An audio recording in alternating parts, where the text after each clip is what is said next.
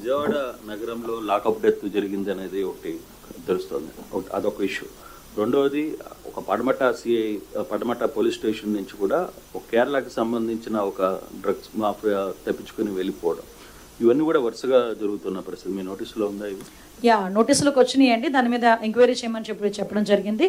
ఆ enquiry report వచ్చిన తర్వాత అది పోలీస్ అయినా ఎవరైనా మేము చర్యలు తీసుకోవడం తప్పదు కాదు, చర్యలు తీసుకోవాలి, డెఫినెట్గా తీసుకోవాలి. ఒకటి నేను చాలా సందర్భాల్లో చెప్పాను, నేరం చేసినోడికి వృత్తి ఉండదు, నేరం చేసినోడికి కులం ఉండదు, నేరం చేసినోడికి పార్టీ ఉండదు. సో నేరం చేసినవాడు ఎవడైనా నిరూపితం అయితే కంపల్సరీగా దానికి తగ్గ శిక్ష ఉంటుంది. అంటే 29 కోట్లు కూడా హాజరుపరచాలని చెప్పి దాని మీదేనండి. దాని మీద ఆల్రెడీ మేము డిపార్ట్మెంట్ వాళ్ళకి మేము ఇవ్వడం జరిగింది, ఆర్డర్స్ ఇవ్వడం జరిగింది. వాళ్ళు కూడా ఎంక్వైరీ చేస్తున్నారు. As an enquiry we are going. Sohail దొరికాడా అండి? సోహెల్ అని ఇటీవల గంజా కేసులో పారిపోయాడు, మిస్ అయ్యాడు.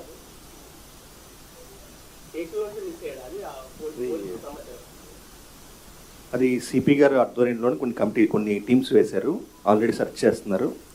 సో చాలా సీరియస్గా కేసుని తీసుకోవడం జరిగింది. చాలా పెద్ద స్థాయి వ్యక్తి అని చెప్పి అంటున్నారు కదా, నిజమేనా అది? ఎంత పెద్ద స్థాయి వ్యక్తి అయినా తప్పించుకున్న తర్వాత రీసెంట్గా సబవరంలోనే ఒక ఇలాగ అక్యూజ్డ్ గాంజా కేసులోనే రిమాండ్ ఇచ్చారు. రిమాండ్ ఇచ్చిన తర్వాత అతను తప్పించుకొని వెళ్ళిపోయాడు. వితిన్ 2 days మళ్ళీ తీసుకొచ్చి ఈరోజు మళ్ళీ రిమాండ్ పంపించి మేము సెంట్రల్ జైలుకి పంపించే పరిస్థితి వచ్చింది.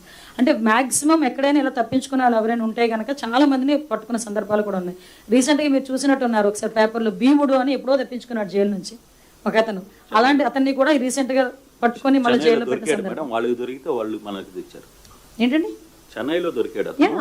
మనం చెప్పబట్టే కదా, కొంచెం మాకు కూడా ఇవ్వండి credit. Ma'am, how effective are our hit and run?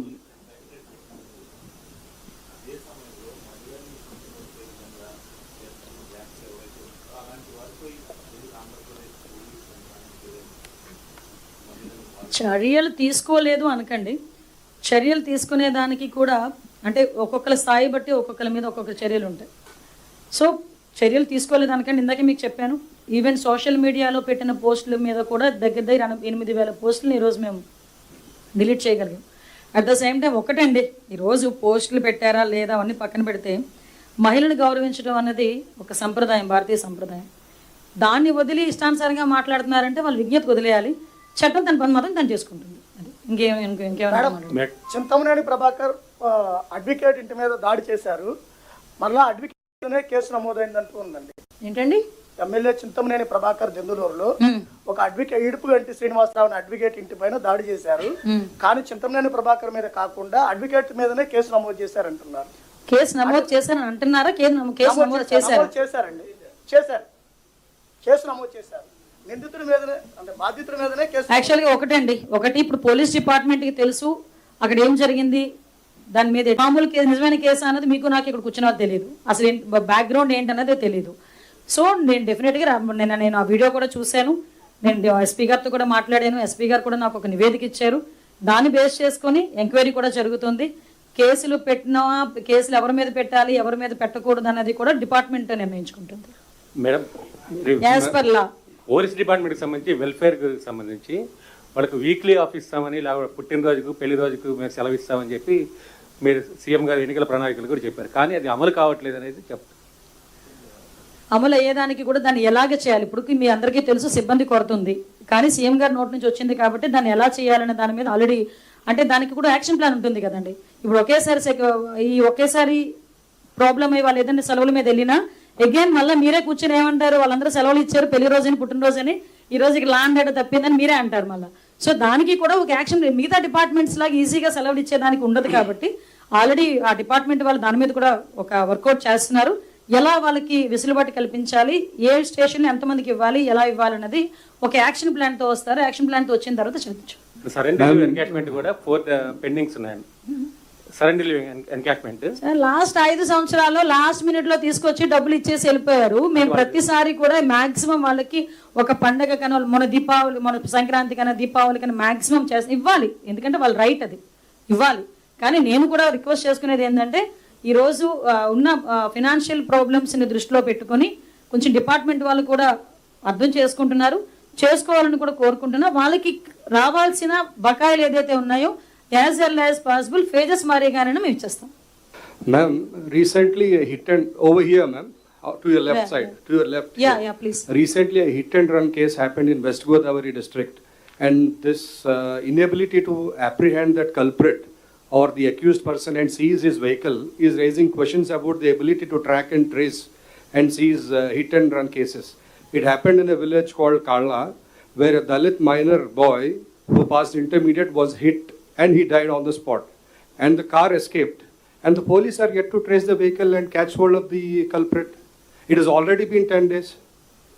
Sir ఒకటి విషయం ఏంటంటే మాకు ఇన్వెస్టిగేషన్లో ఎక్కడైనా ఆ ట్రేస్ అయితే కనుక వెహికల్ ట్రేస్ అయినా నిందితుడు ఎవరైనా ట్రేస్ అయినా ఇమీడియట్గా తీసుకొస్తాం. అందులో ఎక్కడా కూడా మాకు ఇందులోని దాబ్రికాలు అవసరం లేదు, ఎవరు బంధుత్వాలు కూడా ఉండవు పోలీసులకి. ఓకే, నేనేమంటానంటే కొన్ని సందర్భాల్లో ఒక్కొక్క కేసు ఇమీడియట్గా ఒక 2 గంటల్లోనే ట్రేస్ అవుట్ చేయగలం. ఒక్కొక్క కేసు కొన్ని సందర్భాల్లో ఒక 2 days అయినా 3 days అయినా కూడా ట్రేస్ చేయలేకపోవచ్చు. కానీ మా డిపార్ట్మెంట్ దాని మీద ఎఫెక్టివ్గా వర్క్ చేస్తున్నారు. ఇమీడియట్గా వాళ్ళందరినీ కూడా పట్టుకుంటాం. 10 రోజులు అయిందండి, నియర్లీ 10 days. యా సార్, దాని మీద టెక్నికల్ ఇష్యూస్ ఏమున్నాయి ఒకసారి నేను కూడా చెక్ చేసుకుంటాను. మీరు చెప్పారు కదా, ఇప్పుడు నేను కూడా చెక్ చేసుకుంటాను. Thank you, ma'am. Thank you. Madam, ACB data ఒకటి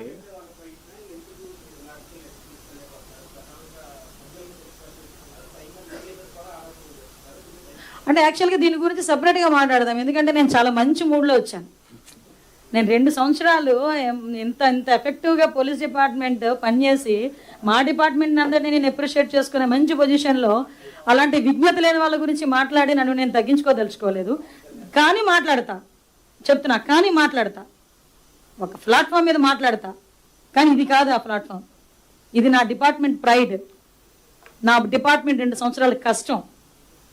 ఈ కష్టానికి ఈ ప్రైడ్కి సంబంధించి ఎవడో విజ్ఞత లేని వాళ్ళు మాట్లాడితే దాని గురించి ఈ ప్లాట్ఫామ్ మీద సమాధానం చెప్పను, వేరే ప్లాట్ఫామ్ మీద అతి తొందరలో సమాధానం చెప్తా.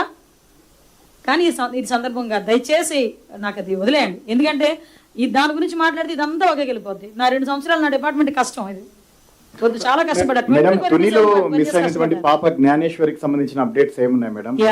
జ్ఞానేశ్వరికి సంబంధించి నిజంగా చాలా దురదృష్టం. నేను ప్రతిరోజు మార్నింగ్ ఈవినింగ్ ఎస్పీ గారితో నేను మాట్లాడుతున్నా. మై గాడ్స్, అంటే ఆ తల్లికి కంపల్సరీగా నా సపోర్ట్ కూడా ఉండాలి. యాజ్ ఎర్లీ యాజ్ పాసిబుల్ నేను కూడా అమ్మాయిని వెళ్ళి కలుస్తాను ఒకసారి. నా చిన్నపిల్ల ఎక్కడైతే తప్పింది, ఆఖరికి ఆ డాగ్ ఏదైతే అమ్మాయిని అసిస్ట్ చేసి వెళ్ళిందో ఆ డాగ్ చనిపోయిన తర్వాత కూడా పోస్ట్ మార్టం కూడా చేయడం జరిగింది. ఆ రిపోర్ట్ కూడా రావడానికి ఒక one day post mortem report వస్తుంది.